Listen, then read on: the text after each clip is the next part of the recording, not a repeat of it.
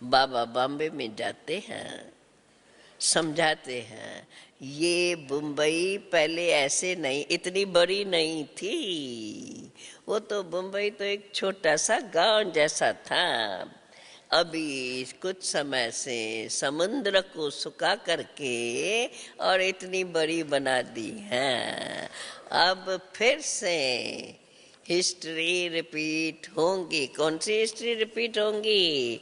मुंबई जैसे पहले छोटी थी, फिर से विनाश के बाद ऐसी ही बन जाएंगी। सत्युग में कोई बॉम्बे गांव होता नहीं है। ये अमेरिका क्या है, एक ही बम से सब खत्म हो जाएंगे। हिरोशिमा में देखो बम गिरा, क्या हो गया? शहर का शहर खलास हो गया। वो तो एक बम था, अभी तो अनेक बम बना चुके हैं। कहते भी है बाप आए हैं नई दुनिया स्थापन करने। इनको तो, ये तो हम ही कहते हैं, इनको तो एक कहते भी है बाप आए हैं नई दुनिया स्थापन करने। इनको पुराना नर्क, ये दुनिया पहले भी नहीं थी, बाप ने नहीं बनाई, परंतु इसको पुराना किसने कर दिया? रावण ने आकर के इसको नर्क बना दिया है। यह बात भारतवासी जानते नहीं है। भारतवासी तो क्या, कोई को भी इसी बात का पता ही नहीं है। माया ने सबको गॉड रेट का ताला ऐसा लगा दिया है जो खुलता ही नहीं है उनका। भगवान खुद आकर के ताला खोलते हैं, पर वो खोलना ही नहीं चाहते हैं। मनुष्य बेचारे कितने दुखी हैं। भले शाहूकार सुखी समझते हैं, परंतु फिर भी बीमार पड़ते हैं, रोगी तो बनते हैं ना। आज बच्चा जन्मा, खुशी हुई, फिर बच्चा मरा तो दुख हुआ। विधवा बनकर रोते, पति मरा तो विधवा बनकर रोते रहते हैं। इसको कहा जाता है दुख धाम। यही भारत सुख धाम था। अब यह पुरानी दुनिया दुख धाम है। भारत की बात करते हैं जब, तो फिर बता, यही भारत सुख धाम था और वही फिर अभी दुख धाम बन गया है। अभी फिर से बाप आकर के सुख धाम बनाते हैं। इसलिए बाप कहते हैं बच्चे, अभी बाप के बच्चे बन जाओ, आकर के सुख धाम का वर्षा लो। तो जो वर्षा देगा, याद भी तो उनको करना पड़े। बाबा कहते हैं बच्चे, एक बाप को याद करो, बाकी सब देह के संबंध तुम्हें दुख देने वाले हैं, उन सब को भूल जाओ। बाबा कहते हैं अभी तुम बच्चे तो समझ चुके हो, एक बाप के बगैर कोई भी सदा काल का सुख देने वाला है ही नहीं। कहते हैं बाबा, हम आपके कहते हैं, कौन कहते हैं? हाँ, ये आप ही जवाब देना। बाबा कहते हैं, कौन कहते हैं? बच्चे कहते हैं बाबा, हम आपके वही बच्चे हैं। कौन से हैं हम बच्चे? याद आता है हम आपके कौन से बच्चे हैं? हम आपके वही बच्चे हैं जिनको आपने ही आकर के स्वर्ग का मालिक बनाया था। देखो बच्चे फिर अपनी होशियारी बाबा के आगे दिखाते हैं कि हम कितना मानते हैं। अभी हम दुखी बन गए हैं। आप तो रहम दिल हो, अभी देखो हम दुखी है तब तो पुकारते हैं, आप तो रहम दिल हो तो हमें फिर सुखी बना दो। सतयुग में जाएंगे तो सुखी बन जाएंगे। वहाँ कोई भी, बाबा कहते हैं सतयुग में कोई भी पुकारेगा नहीं। गाया भी हुआ है, दुख में सब सिमरन करे, सुख में करे न को।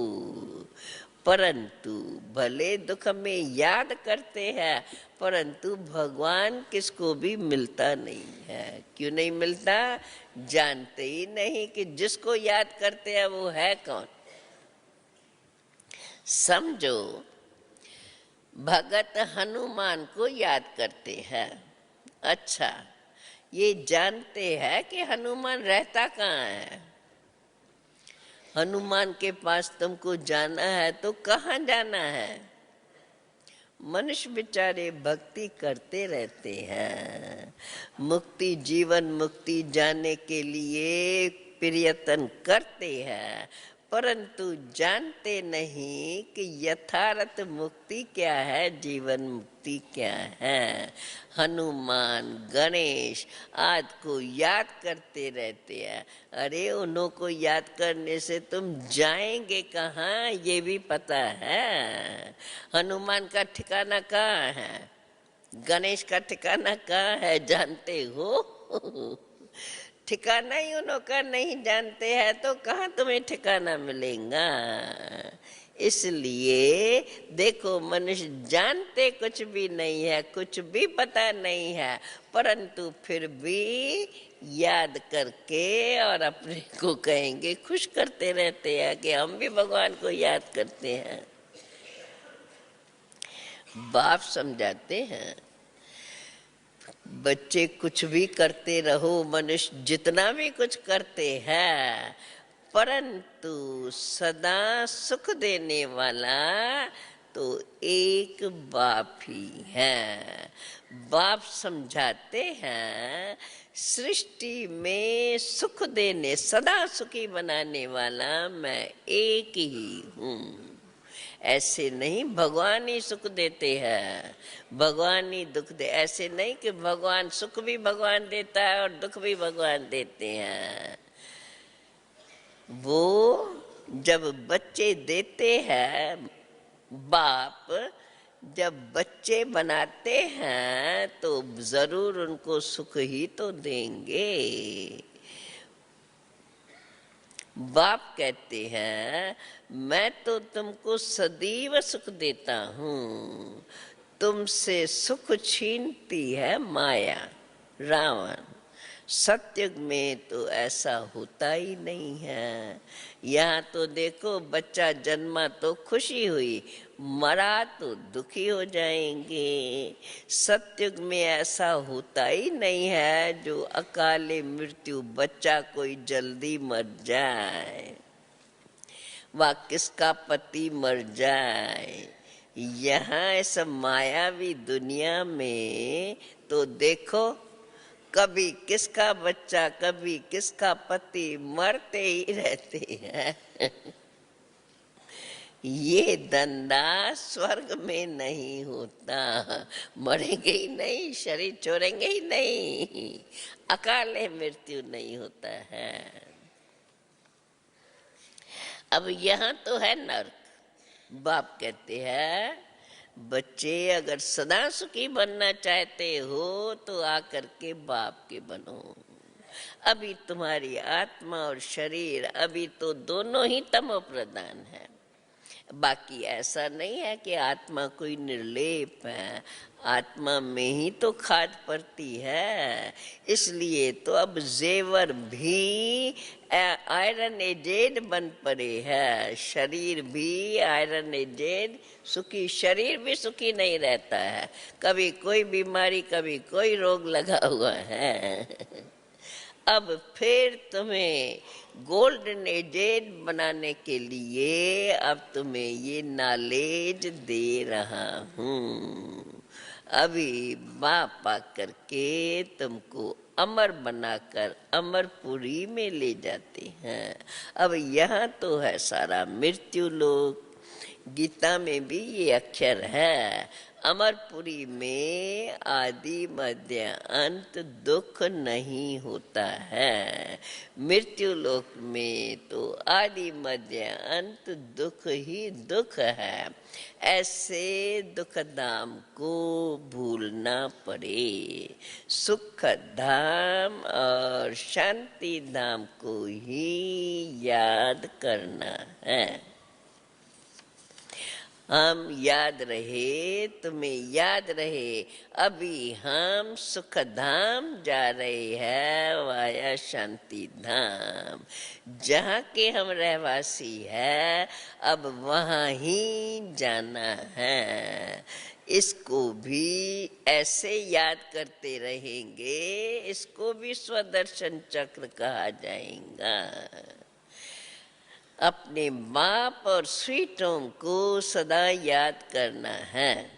देखो, कन्या जब सगाई करती है कि कन्या की जब सगाई होती है तो बाप का घर छोड़कर फिर ससुर घर जाती है। गाते हैं ना, पियर घर से चले ससुर घर। अब ये तुम्हारा है ब्रह्मा का पियर घर। अभी इस दुनिया में हम बैठे हैं, संगम युग में हम पियर घर में हैं और फिर हम जाएंगे ससुर घर में। नरक है पियर घर और स्वर्ग है ससुर घर। वहाँ तो तुम्हें सुख ही सुख है, यहाँ है दुख। देखो, कन्या भी बाप का घर छोड़ती है, किस लिए? समझती है पति के घर में जाएंगे तो पति के द्वारा हमें सुख मिलेगा, परंतु वहाँ तो उनको पतित बना करके और ही दुखी बना देते हैं। अभी बाप समझाते हैं, मैं तुम बच्चों को एकदम नैनों पर बिठाकर स्वर्ग ले जाने के लिए आया हूँ। सिर्फ मुझे याद करो, स्वर्ग में तुमको कोई दुख नहीं होगा।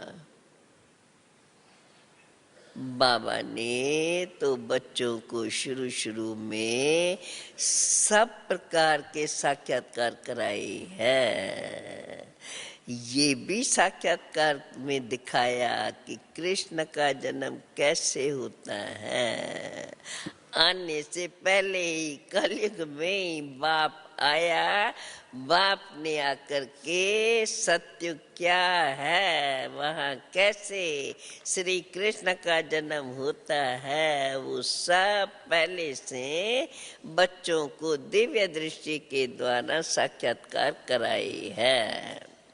जब शरीर छोड़ना होता है उस समय भी साक्षात्कार होता है कि अब हम ये शरीर छोड़कर जाकर प्रिंस बनेंगे। बस आत्मा ही तो केवल शरीर से निकल जाकर दूसरे गर्भ महल में बैठ जाती है। बच्चा पैदा होते समय कोई तकलीफ आदि नहीं होती, वहाँ तो सत्युग में तो गर्भ महल माना जाता है, वहाँ तो तुमको सुख ही सुख है।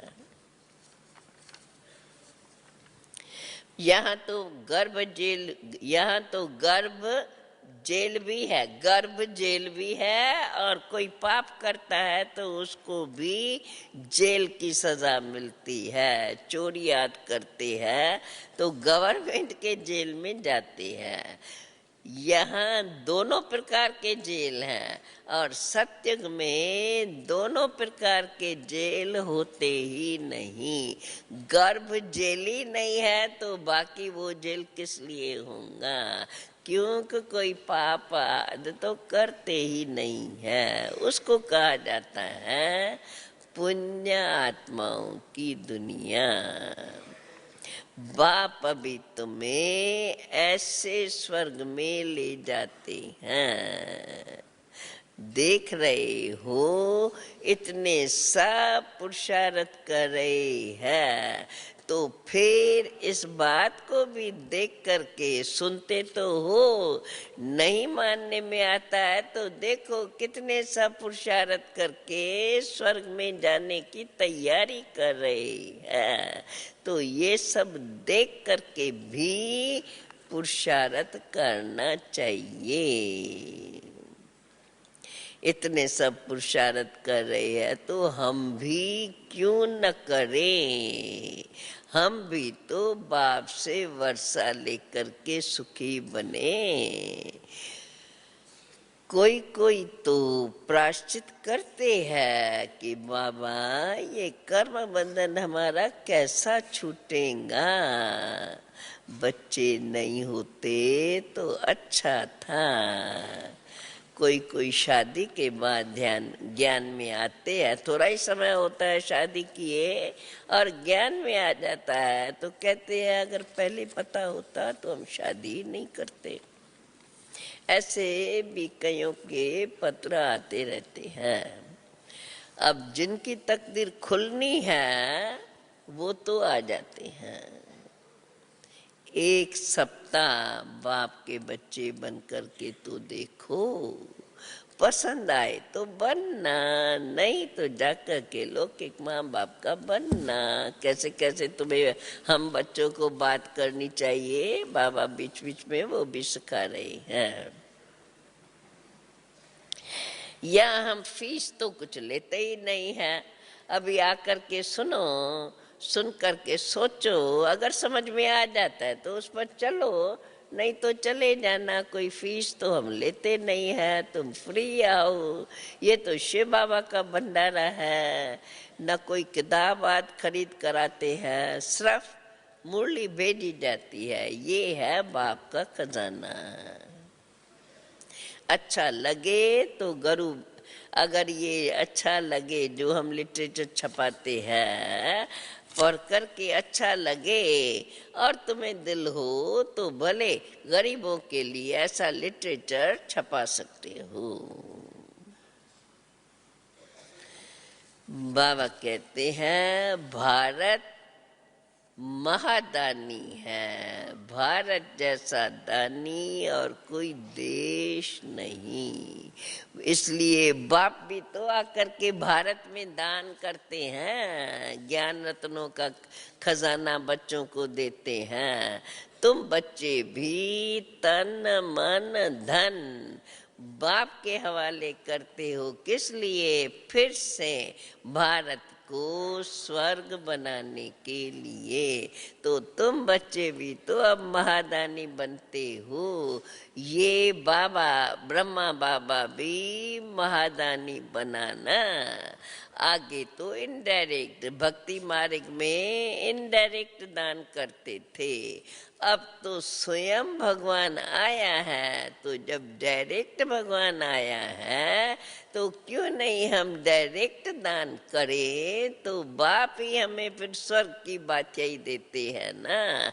कितना सस्ता सौदा है। फिर कहते हैं अभी आप समान बनो, विकारों को जीतो, देही अभिमानी बनो, अपने को आत्मा समझो। गाते तो है नंगे आए थे नंगे जाना है। पहले नंबर में सृष्टि मंच पर पहले पहले नई सृष्टि में देवताओं की आत्माएं आई थी। उनके पीछे फिर नंबरवार आते रहे। तो ऐसा माना जाएगा कि सृष्टि का हेड पहले कौन बने? वही देवी देवता धर्म की आत्माएं जो पहले आती है। अब जो पहले आए अभी उनको जाना भी पहले ही है। क्योंकि उनका ही तो ऑल राउंड पार्ट है।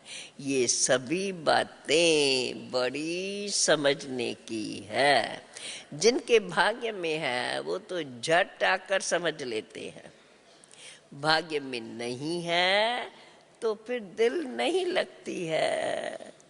बाप कहते हैं बच्चे अभी समय है, अभी तो मुझे याद करो, मैं ही तो तुम्हारा बाप हूँ। गॉड फादर कह के पुकारते हो, मैं ही तो गॉड फादर हूँ। बाकी कच्छ मच्छ वारा अवतार ये कोई थोड़े ही गॉड है। अब ये सब बातें समझावे कौन, बतावे कौन? कोई जानता ही नहीं तो यथार्थ कोई बता ही नहीं सकता है। इसलिए बाप ही आकर के यथार्थ बातें बताते हैं। बाप के बिगड़ तो कोई ये समझा ही नहीं सकते, क्योंकि वो खुद ही नहीं जानते तो फिर औरों को कैसे बता सकते हैं। इसलिए बाबा कहते हैं अभी तुम बच्चों ने जाना है, माना है, पुरुषार्थ कर रहे हो। दिव्य दृष्टि के द्वारा भी बाबा ने साक्षात्कार कराया है। इसलिए तुम बच्चे तो पुरुषार्थ करके स्वर्ग का अधिकार ले लो। अच्छा अच्छा, मीठे मीठे स्किल दे सर्विसेबल बच्चों, प्रेत मात पिता बाप दादा का याद प्यार और गुड मॉर्निंग। रूहानी बाप की रूहानी बच्चों को नमस्ते। रूहानी बच्चों की रूहानी बाप को नमस्ते। सुन ली बाबा की मीठी मीठी मुरली। सब बातें बाबा हमें बार बार सुना करके पक्की कराते हैं। हमें स्वयं से पूछना है सचमुच ये बातें सब पक्की है या कोई कोई फिर समय समय पे भूल जाते हैं। अपने को चेक करके फिर अपने को पक्की कराते जाएं। अभी सारी मुरली का सार धारणा युक्त तन मन धन सब बाप के हवाले करके महादानी बनना है। आप समान बनाने की सेवा भी करनी है और देही अभिमानी होकर रहना है। मूल बात देही अभिमानी होकर रहना है और आप समान बनाने की सेवा करनी है। दूसरी पॉइंट, इस पुरानी दुनिया दुख धाम को भूलकर शांति धाम और सुख धाम को याद करना है। बाकी दुख धाम के कर्म बंधन में कभी भी फंसना नहीं है। ये सदा याद रहे। आज का वरदान, संपर्क में आने वाली आत्माओं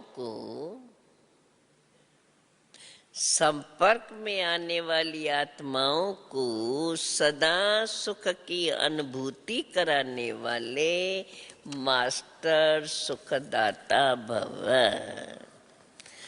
बाबा कहते हैं आप बच्चे सुखदाता के बच्चे मास्टर सुखदाता हो। इसलिए अभी सुख का खाता जमा करते रहो। सिर्फ ये इतना ही चेक नहीं करो कि सारे दिन में किसको सुख तो नहीं दिया, परंतु ये भी चेक करो कि सारे दिन में कितनों को सुख दिया। जो भी संपर्क में आवे, बाबा हम बच्चों का ध्यान खिंचवाते हैं, जो भी तुम्हारे संपर्क में आए उसको मास्टर दाता बनकर हर कदम में सुख की अनुभूति कराते रहो। इसको कहा जाएगा दिव्यता और अलौकिकता।